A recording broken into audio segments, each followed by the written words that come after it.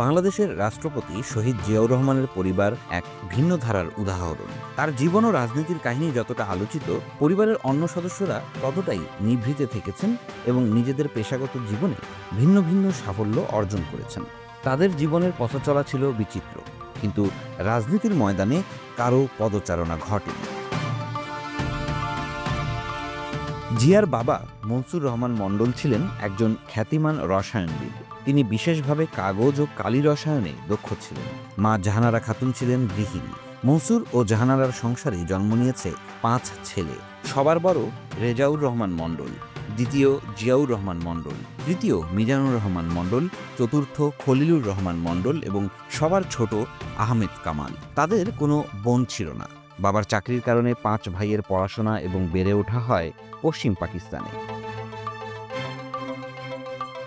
মনসুর রহমানের 5 পুত্রই উচ্চশিক্ষা লাভ করেন এবং স্ব ক্ষেত্রে প্রতিভার স্বাক্ষর রাখেন।